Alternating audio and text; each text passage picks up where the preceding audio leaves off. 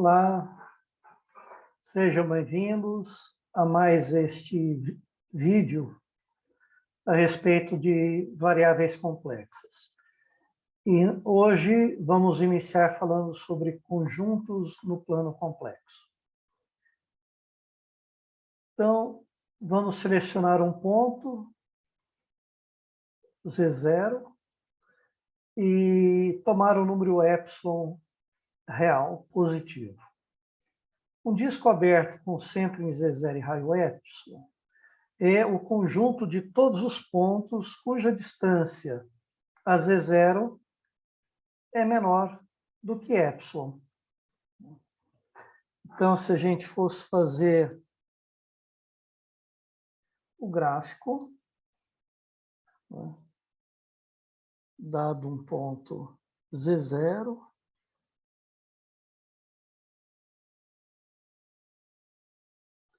um disco aberto é aquele disco que tem centro em Z0, mas não tem a circunferência que o limita. Então, é todo o disco, o interior desse disco, do qual nós retiramos a circunferência que o limita. Esse é um disco aberto. E o disco com a circunferência é chamado de disco fechado.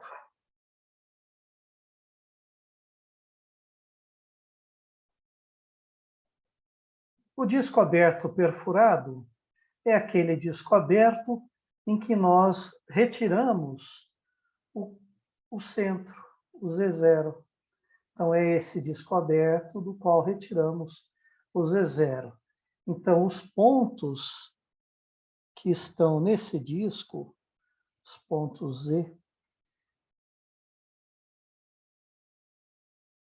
que estão nesses discos, são aqueles que satisfazem as seguintes desigualdades. Estão dentro do disco. São os pontos que estão no interior do disco. O epsilon é o raio.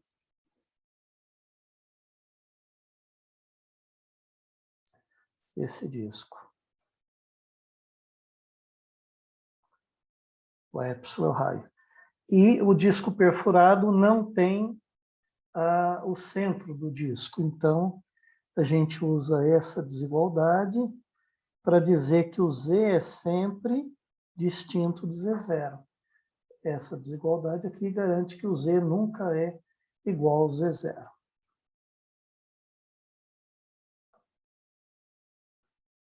O que é? Os conjuntos no plano complexo, em geral, serão os que a gente vai analisar nesse curso, são conjuntos bastante simples do plano, em geral limitados por uma curva, como algo assim. Então, o interior de uma curva. E esse conjunto pode ter a curva limítrofe ou não.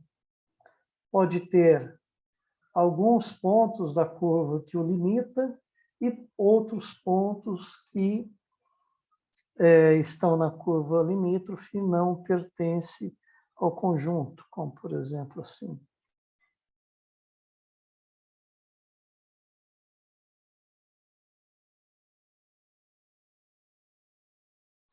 Conjunto assim, por exemplo, que esse pedaço da curva pertence ao conjunto, esse outro não.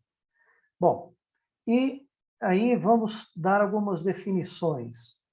O que é um ponto que está no interior de um conjunto B? Né? Digamos que o conjunto B seja o interior desta curva. Um ponto Z está no interior quando houver um disco com centro em Z totalmente contido dentro do conjunto B.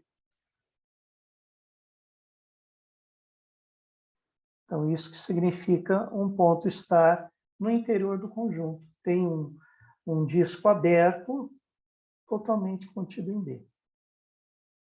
E o conjunto de todos os pontos interiores de B é chamado interior de B.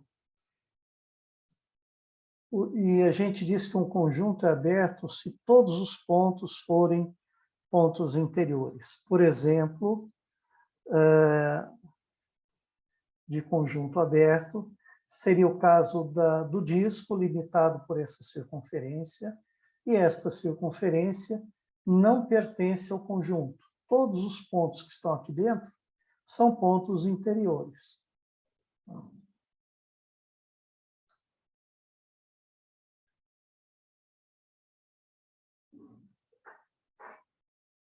E todo conjunto aberto contendo um ponto Z é chamado de vizinhança de Z.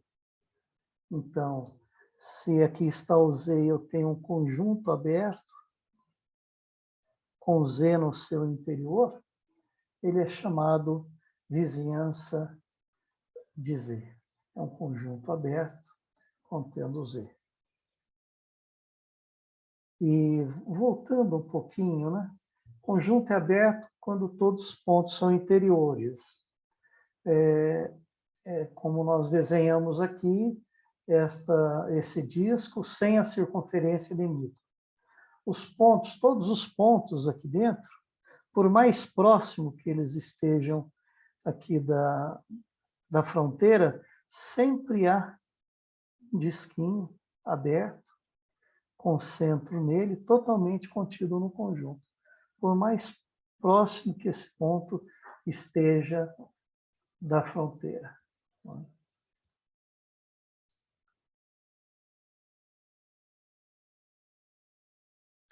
Os discos abertos com centro em Z são vizinhanças de Z. Claro, vamos limpar um pouquinho essa figura.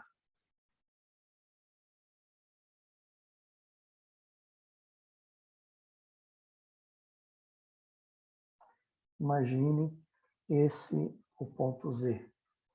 Esse disco aberto, com centro em Z, é uma vizinhança do Z. É um disco aberto, com centro em Z e raio epsilon. Um ponto exterior é aquele que tem uma vizinhança que está totalmente no complementar. Por exemplo, considere o B o nosso disco aberto, com centro em Z. Tá? Não, agora, não com centro em Z, porque eu vou chamar de Z o ponto exterior. Então, vamos considerar um disco com centro em Z0. Os pontos que estão no exterior desse B são os pontos que estão aqui fora, porque sempre existe um disco, né, com centro nesse ponto Z aqui, totalmente contido no fora, né, no complementar de B. Se aqui é B, o que está fora é o B complementar. Dado um ponto, esse ponto Z, sempre há uma circunferência, um disco com centro em Z aberto, um disco aberto com centro em Z, totalmente contido no complementar de B. E o conjunto de todos os pontos exteriores ao conjunto B é chamado de exterior de B. Exterior de B é o conjunto de todos os pontos que estão no exterior de B. E o que é o ponto fronteira? É que está exatamente na fronteira entre B e o seu complementar. Então, se eu pego um ponto na fronteira e tomo uma vizinhança dele, em geral eu vou tomar vizinhanças como sendo discos, não é? Discos abertos. Então, o ponto na fronteira é aquele que, dado uma vizinhança qualquer, essa vizinhança tem tanto o ponto de B quanto o ponto do complementar. Então, seriam pontos aqui, os pontos que estão aqui, digamos, aqui está a fronteira, um ponto aqui na fronteira, né?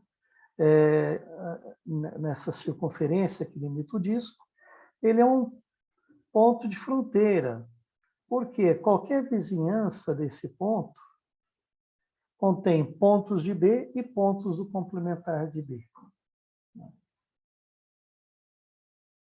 E a fronteira de B é o conjunto de todos os pontos fronteira. No caso desse disco, a fronteira do disco é toda esta circunferência que o limita.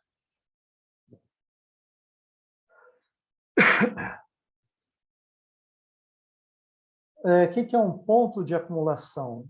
Um número complexo é um ponto de acumulação de B se toda vizinhança de Z0 possuir pelo menos um ponto distinto, um ponto de B distinto de Z0. Então, imaginem que o nosso conjunto B seja este limitado por essa curva que desenhamos aqui. Vamos apagar isso.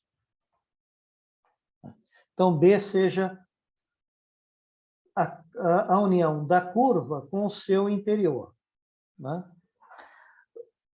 Observe que todo ponto que está aqui no interior, se eu tomar uma vizinhança qualquer desse ponto, esta vizinhança contém pontos de B distintos do próprio Z. Do próprio Z aqui. Então, este Z aqui é um ponto de acumulação. Um ponto aqui, na fronteira, qualquer vizinhança dele tem pontos de B, esses pontos que estão aqui à esquerda, né? Eles pertencem a B e são diferentes desse ponto que eu vou desenhar em vermelho aqui. Esse pontinho vermelho é um ponto de acumulação, bem como esse outro ponto vermelho aqui é outro ponto de acumulação. Porque qualquer vizinhança dele contém pontos de B que são distintos dele. Uma outra maneira de dizer isso é que toda vizinhança perfurada, a vizinhança perfurada com centro no ponto, contém pontos de B, né? Então, um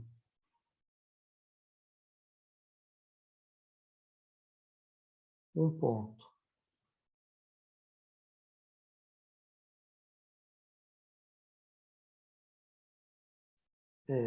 Vamos pôr Z0.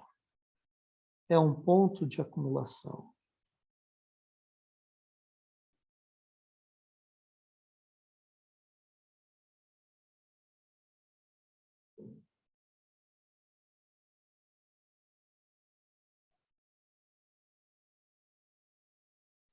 De B, se todo disco perfurado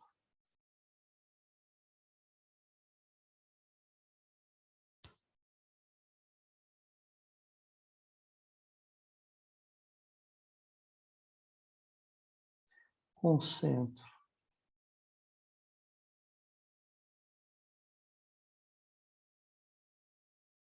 em Z0 possui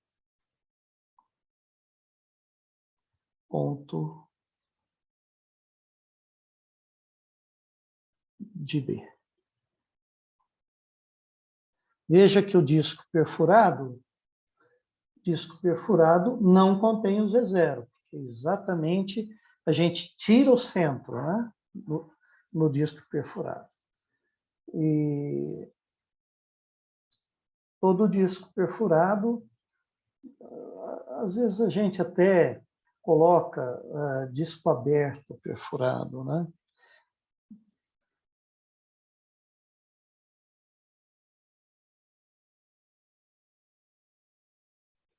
Perfurado com centro em Z0 possui ponto de B.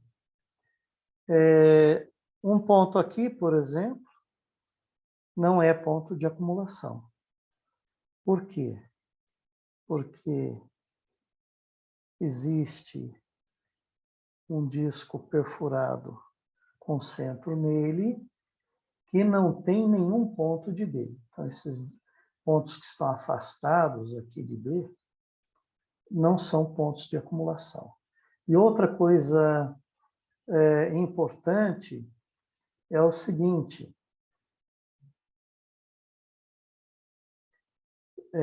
essa palavrinha aqui que às vezes passa despercebido. Todo, para ser ponto de acumulação, todo disco aberto perfurado com centro em Z0 possui ponto de B. Então, possui ponto de B, que é distinto de Z0. E não basta achar um disco, porque, por exemplo, esse disco aqui, com centro nesse ponto aqui, contém ponto de B. Isso não basta para garantir que esse ponto é ponto de acumulação. Para ser ponto de acumulação, todo disco aberto perfurado, com centro em Z0, possui ponto de B. Se o disco é perfurado, é porque ele não contém o Z0. Então, se o disco perfurado possui ponto de B, é um ponto de B que é distinto de Z0. Digamos que eu tenha um conjunto, às vezes se faz a pergunta, será que o ponto precisa pertencer ao conjunto para ser um ponto de acumulação? A resposta é não. Vejam, um conjunto limitado por essa curva tracejada e o nosso conjunto B seja formado apenas pelo interior dessa curva. Não é? Então, um ponto sobre a curva não está em B, mas é ponto de acumulação de B. Por quê? Porque todo disco perfurado com centro nesse ponto tem ponto de B. Todo. Por menor que seja o raio, sempre ele vai ter pontos de B distintos do ponto vermelho, claro. Então, o ponto que está no interior é ponto de acumulação. Um ponto aqui dentro é um ponto de acumulação. Um ponto na fronteira é ponto de acumulação. E numa fronteira como essa, limitada por uma curva, né? Agora, um ponto que está aqui no exterior aqui, esse ponto aqui já não é um ponto de acumulação, porque há um disco com centro no ponto que não tem nenhum ponto de B. Então, não é ponto de acumulação. Todos os pontos interiores são pontos de acumulação, claro. Num ponto interior como esse, toda uma vizinhança está em B. Então, nesta vizinhança, existem pontos distintos desse pontinho vermelho, que estão em B. E isso é o bastante para considerar esse pontinho interior aqui como um ponto de acumulação de B. Pois bem, então esta é a condição para ser ponto de acumulação. Todo disco perfurado com centro no ponto tem pontos de B. Todo. Isso aqui é importante. Não basta eu achar um disco com pontos em B. todo disco com centro, todo disco aberto perfurado com centro em Z0 tem ponto de B. Lembrar que o disco aberto perfurado é o disco aberto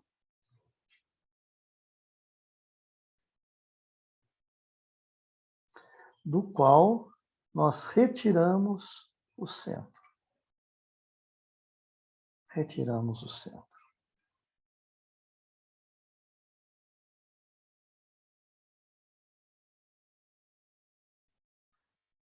A gente diz que um conjunto é fechado quando ele contém todos os pontos de acumulação. Então, no caso,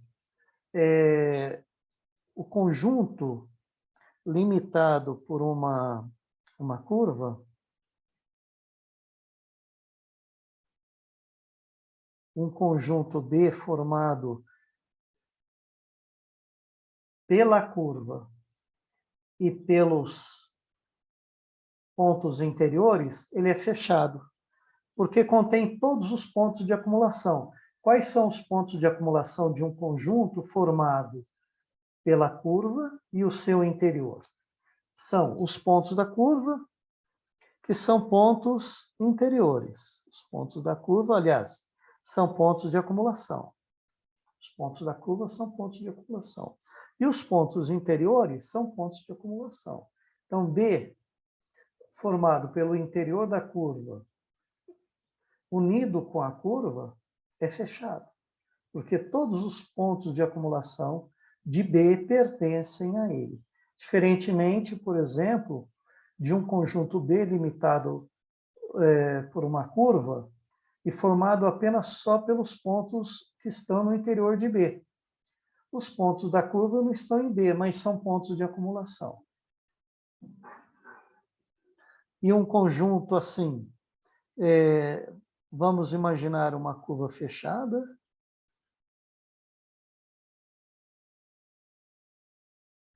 Vamos imaginar uma curva fechada, né?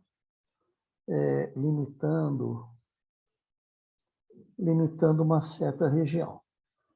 O conjunto B, formado pela curva e pelo seu interior, é fechado. Agora, se a gente tirar alguns pontos, né? Se a gente tira alguns pontos da fronteira,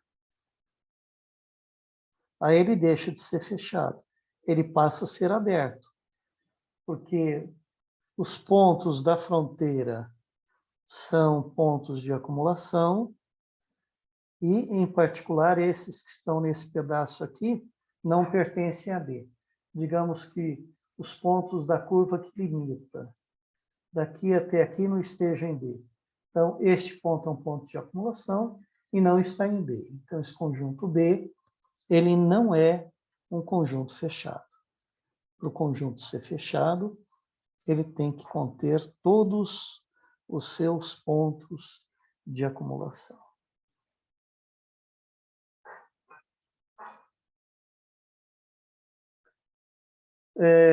A gente diz que um conjunto é limitado se existir um disco com centro em zero e raio finito que contém um B.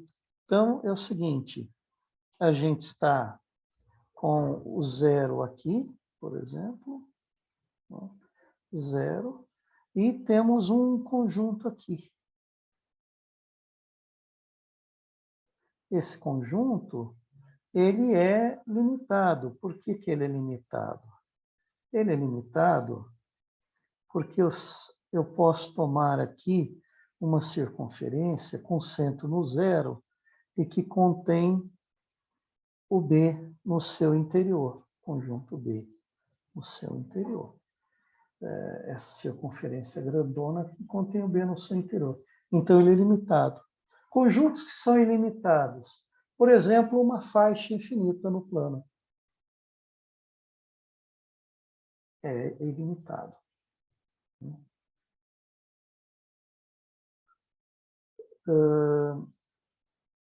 E o conjunto, nós vamos dizer que é conexo. quando dois pontos quaisquer de B puderem ser ligados por uma curva totalmente contínua em B. Então, conjunto conexo. Um conjunto como esse que desenhamos aqui. Porque dois pontos quaisquer aqui podem ser ligados por uma curva. Né? Esses outros dois pontos podem ser ligados por uma curva totalmente contida em B. Agora, imagine que o nosso conjunto B é a união de duas partes assim. Aqui dentro, e o interior dessa curva, e o interior dessa. Unido com as curvas. O nosso conjunto B é formado pelas curvas, duas, e pelos interiores delas. Esse conjunto formado dessa maneira não é conexo. Por quê? Porque eu posso tomar um ponto aqui, e não há como ligar esses dois por uma curva contínua, né? Sem sair dentro dele, ó. Saio do conjunto. Então, um conjunto formado por duas partes, assim, ele é dito, ele não é conexo. Então, a gente diz que é desconexo. Todo conjunto aberto e conexo a gente chama de domínio. Né? Então, para ser um domínio, tem que ser um aberto e conexo. Então, por exemplo, uma elipse, né? Um conjunto formado pela elipse e seu interior, ele é um conjunto conexo, mas não é aberto. Então, se eu tiro a elipse que limita a região,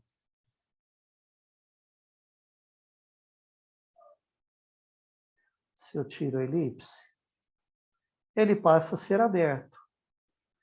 E, ao mesmo tempo, conexo. Dois pontos dentro da elipse podem ser ligados por uma curva que não sai da elipse.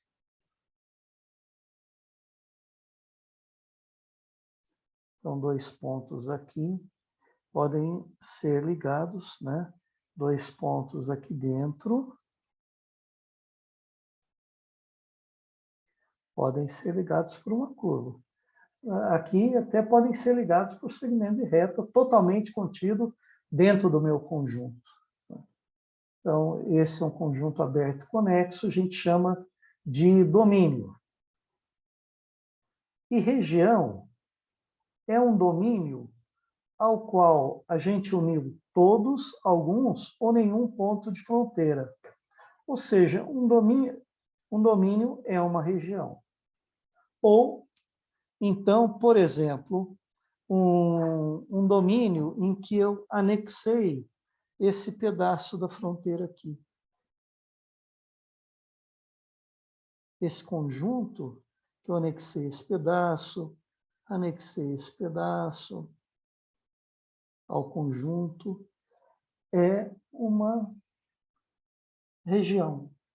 Então, região é um conjunto aberto conexo, ou seja, um domínio, em que nós incluímos alguns ou todos. Nenhum, todos ou alguns pontos de sua fronteira.